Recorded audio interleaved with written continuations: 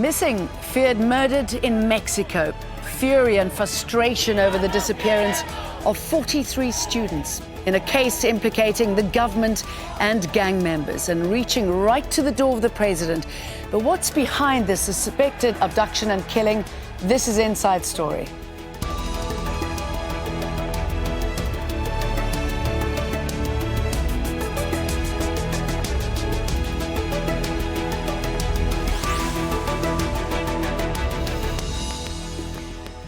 Hello and welcome to the programme. I'm Jane Dutton. It is a case that's shocked a nation already hardened by gang violence and drug-related crime. The disappearance of 43 students in Mexico suspected of being abducted and murdered, some shot dead, their bodies burned and dumped. It's drawn protesters onto the streets, accusing the government of being involved in the disappearance of the students and venting their frustration on the president, Enrique Peña Nieto, by setting fire to the doors of the National Palace in Mexico City. Mexico's Attorney General told parents that trainee teachers were murdered by criminals on police orders. This based on supposed confessions made by 3 gang members. But Jesus Murillo said the students were still being considered as missing until their identities are confirmed. It's been accredited by investigations by the public ministry that between Iguala and Cocula, the municipal police handed over the detainees to members of the criminal group Guerreros Unidos. The detainees pointed out that in this area, they took the lives of the survivors, and then they put them under the rubbish dump where they burnt the bodies. They took shifts so that the fire lasted hours, using diesel, petrol, tires, plastic. Let's bring in our guests now. In San Francisco, Anabel Hernandez, an investigative journalist who specializes in Mexican government corruption and drug cartels. Joining us from Mexico City is Perseo Quiros, Executive Director of Amnesty International Mexico. And completing our panel in Paris, we have John Ackerman, Professor at the Institute for Legal Research at the National Autonomous University of Mexico and Editor-in-Chief of the Mexican Law Review. Welcome to you all to Inside Story. Perseo Quiros, let me start off with you. What is it that you know about this case? What is it that you are hearing about the facts? And when are we going to know for sure that it is indeed those students who've been killed? Well, the fact is that we lack a lot of information that the General Attorney should be providing by now because we don't have the technical capacity to do such investigation. As the General Attorney said, the pieces of evidence that were found in this place are being sent to a foreign country in order to be examined. And that shows you that Mexico has not been paying attention of a problem of disappeared people that has been existing in the country over too many years. So we don't know actually when we're going to get the real information. All that we have now is 3 testimonies, which is a very, very not enough evidence in order to know what happened really in Iguala that day. Annabelle, you are nodding your head in agreement, and I want to also ask you if it's taken so long to get this evidence out there. Is that going to be a problem? Yeah, I think this case, the Iguala case, shows the true face of the Mexican government and the situation in Mexico. I will tell you 3 things. First, the federal government is very corrupted. They react very late after the attack. Second, the institutions in Mexico are not really able to make a good investigation. I had access to the criminal case that shows that now one judge released 7 policemen that were accused for the federal government because the federal government never was able to prove the accusations against these police, and these policemen are accused to kidnap and murder to the students. So, which is the case of the Mexican government, if they don't have proofs even to remain in jail to the policemen that they already arrest. Can I ask you something very quickly?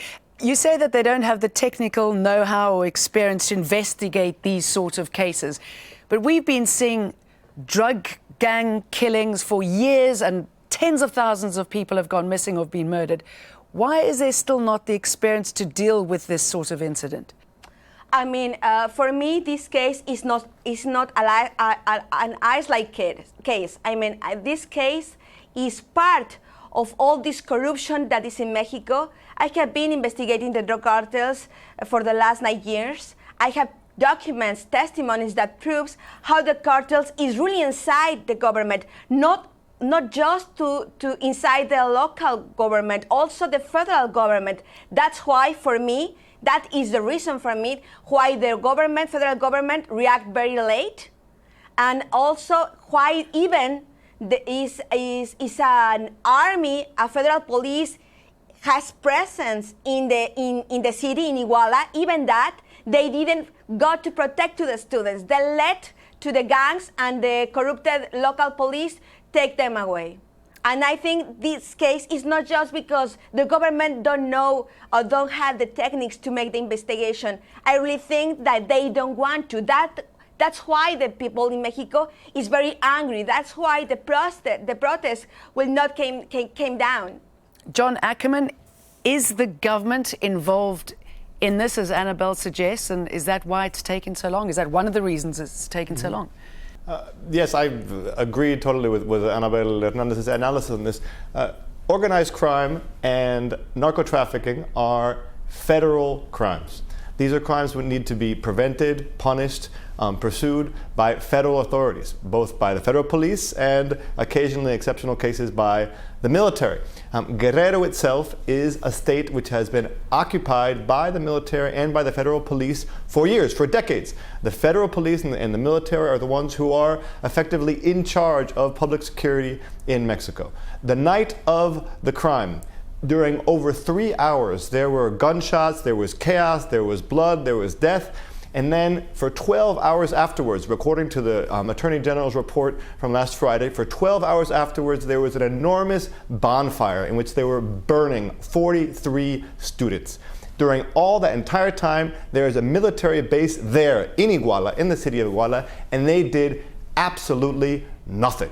The federal police and the federal government is obviously complicit in this crime against humanity. I don't think we can call it anything else. Innocent students who were activists, who were collecting money to be able to take a bus to the celebration or the remembrance of the 1968 student massacre. And this is what this situation was creating such an outcry in Mexico, which is not just about justice for these 43 kids who of course need justice, but it's about a demand for regime change, for democracy in Mexico. But John, sorry, excuse me, jumping in here 2012, very quickly before we look at what needs to be done. Go ahead. Okay, Sure. Students, they were killed, many of them brutally, and as you said, their bodies were burned. I mean, they haven't been confirmed yet that their bodies are the ones that have been burned, but I think there's general acceptance that it is. Right. Their bodies were burned for hours. As you said, nobody did anything.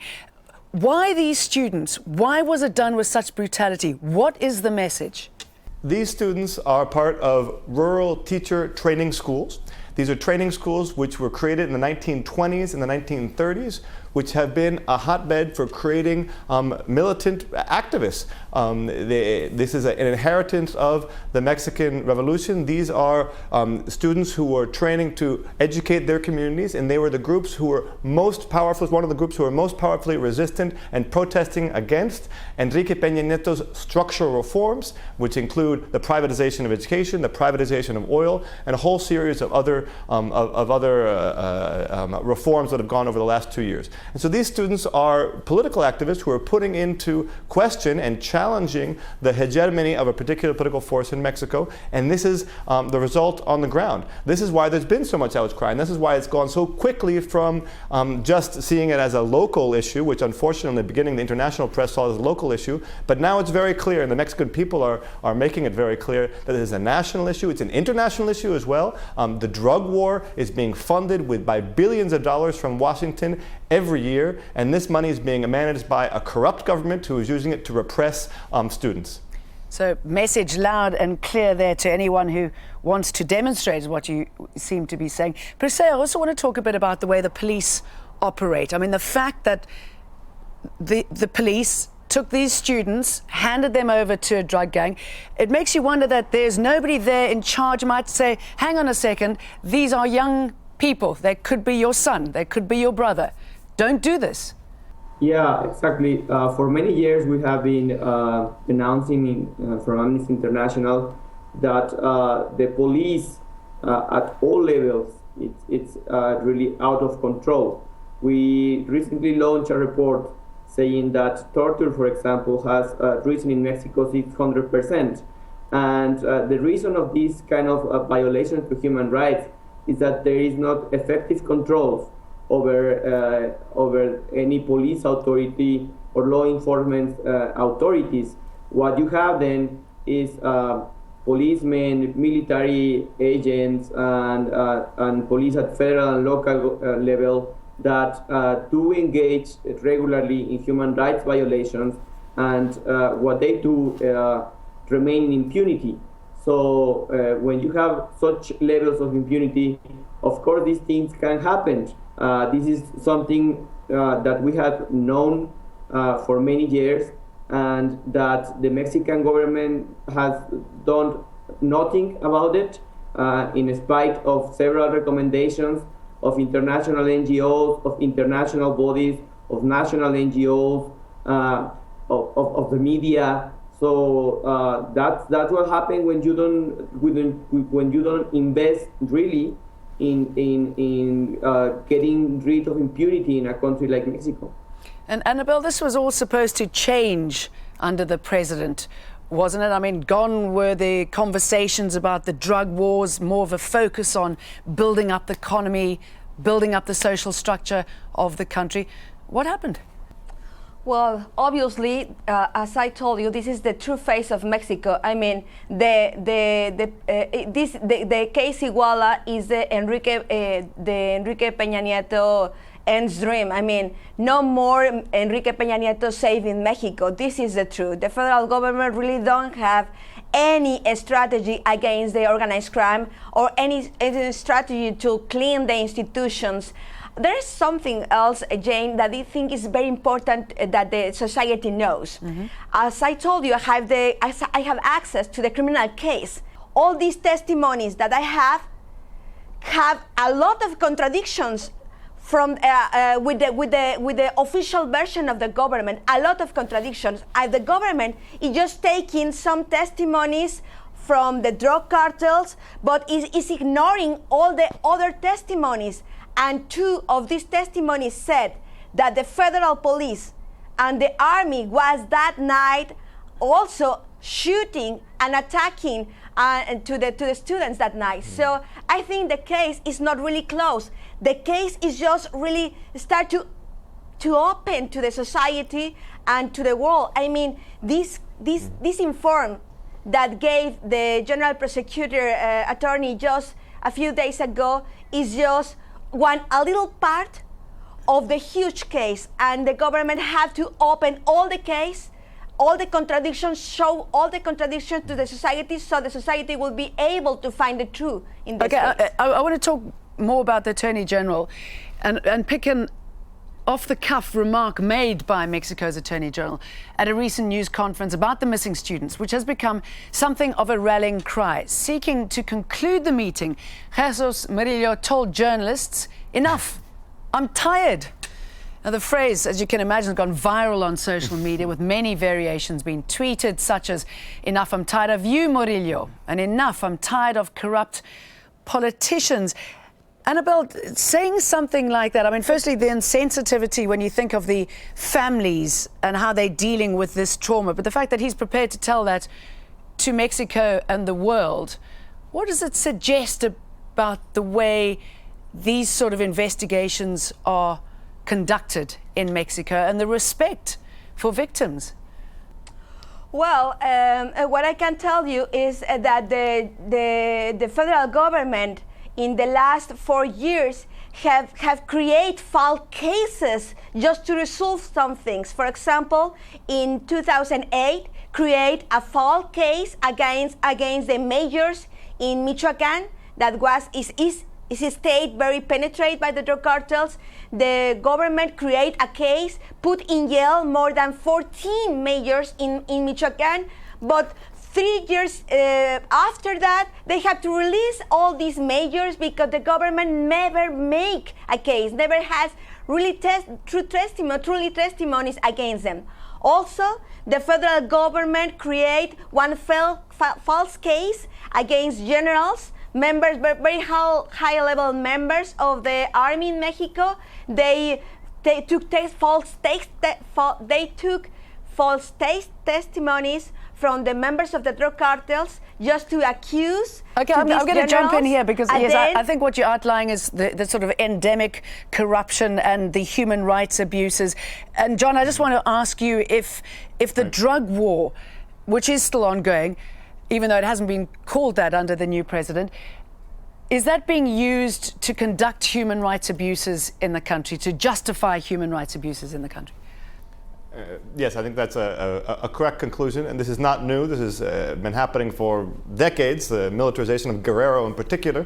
But under Felipe Calderón, and particularly since Peña Nieto came into power the 1st of December 2012, the drug war has been used as a cover for the repression of social movements, of the violation, extreme violation of human rights violations. If this were to happen in Venezuela or in Russia, or recently in Africa, Nigeria, there were kidnappings of students by Muslim radicals. When this happens, the United States and the international community is up in arms and calls for international solidarity and questions and puts pressure on the government to combat corruption and to resolve human rights crises. The United States in particular and Europe have been very quiet. The European Parliament has said some things, but Washington, the United States in particular, has been very quiet about this. This is because there is a very close relationship between Enrique Peña Nieto and Barack Obama and the United States government, and this is really what's propping up Peña Nieto today. Every day, more and more people are calling, in fact, for Peña Nieto to step down, for the Attorney General to step down. The reason why they can sustain themselves in power today, even with this incredible complicity and botched investigation and lack of legitimacy in the people, is because of the support of the United States. And this is something that is very unfortunate because it calls into question, not the only part of the world in which economics and oil, Mexico is a major oil producer, trumps and is given as a priority over human rights violations, which are then put under the rug. The problem here is that the Mexican people are suffering the consequences, and apparently now with tens of thousands of people on the street almost weekly, something is going to have to happen for this to change. Yeah, they're on the streets. We know that the president's not there at the moment. He's certainly been criticized over his handling of the missing students. Right now, though, he's in China attending a summit of Asia-Pacific leaders. Topping the agenda is free trade and fighting corruption. Peña Nieto's visit comes just days after he angered Beijing by cancelling a multi-billion-dollar contract led by a Chinese consortium. Newspapers in Mexico are reporting that the president had rewarded friends with a share of the deal, even suggesting his home, dubbed the White House, was built and is still owned by one of the contractors. Perseo, what is it that you know about what's going on here at the moment? I'm talking about the allegations of corruption, of aiding his friends and members of in high places. Well, that's an allegation that we haven't studied and that we haven't documented. Yet what I could say is that what all this shows you is that the Mexican government is desperate to shut down the Iguala case. So that's why when there is criticism to Enrique Peña Nieto's action, he comes out with this announcement and he says, okay, I'm revocating the concession and I'm reopening again the process. So he's trying to clean his image to the world and to the Mexican population. And we have seen a lot of intent to deviate the attention from the issue that we still don't know where the 43 students are. Moreover, that there is a general situation of violation of human rights in the country, that we have, according to official figures, 22,000 people disappear, that torture it's normalized in Mexican law enforcement institutions, that we had more than 80,000 people killed since this war against crime began. So the government is desperate to close this issue, but this issue is not going to be closed until we know the truth. And the truth about not only the fate of these 43 students, but about what had really happened to the country over the last decade. John, very quickly, what are your thoughts about the fact that he is in China, that it's seen to be more important than what's happening at home? And has he successfully covered his tracks when it comes to this rail deal? Yeah, well, the trip to China has been, of course, a big issue in Mexico. Everyone's accusing him of basically running away from the problem. He's in the front of major protests, as well as corruption scandals, and this particular case of the trains. Peña Nieto, from the very day he came into power, has always been given priority to international economic relations. So this is just a continuation of his policy of the past, traveling around the world, selling Mexico, selling his policies, while the country is exploding underneath him. So it's more of the same. It would be terrible if we all went back to normal with the situation. I'd look at this with actually quite optimism, because the fact that people are protesting, the fact that people are speaking out, means that hopefully something will change, and that when Peña Nieto comes back, we'll have a more empowered civil society who will be able to finally find justice for these kids. But beyond that, really talk about democratization of Mexico as a country, which is not a reality today. Annabelle, do you think there should be more pressure? I mean, John raised an important point earlier on about some of the atrocities committed in other parts of the world under ISIL by Boko Haram, and yet very little is said about these atrocities committed in Mexico, some of them extremely brutal. Do you think the international community, the US in particular, needs to do more? And would something like sanctions against Mexico over this help? I think, of course, yes. And I think that the US government should be very occupied about what is happening in Mexico. I mean, Mexico is one of the most important neighbors for the US government. We share a huge frontier. Exist cases where the violence just jumped the frontier and also is there in US. So I think that the White House have to be very worried about what is happening. I will be in Mexico next week just to talk about all these issues with members of the government, because I think they should have more information about what is really happening. The information I have is that they are really worried about what is happening, and they should. I think the U.S. government has, at the beginning of the Peña Nieto government, the U.S. government has a lot of concerns about him. We cannot forget that the PRI, the government of the party, the pre-party where Enrique Peña Nieto belongs to, this party, is one of the most corrupted party in the story of Mexico. Is the party that used to attack to the society, used to attack to the people that protest. This party was the party that used to be very involved with all the cartels, and now, just now, the government and of it may Enrique bring Peña about Nieto some change. So I just want protecting. to quickly bring in Perseo, just for a final thought. Do you think that this could facilitate some sort of change? I mean, you're seeing in some areas unprecedented street action against the president and the government, Perseo. I agree with John. We hope that this could bring some change. It would be a tragedy if Mexican society, after this, becomes or gets back to do business as usual. We cannot allow that to happen. All right, thank you so much to all of my guests with those final words.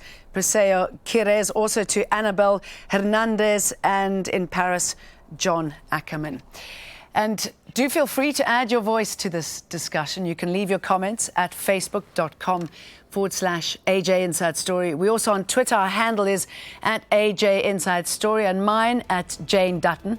Thank you so much for watching. From me and the Inside Story team, goodbye for now.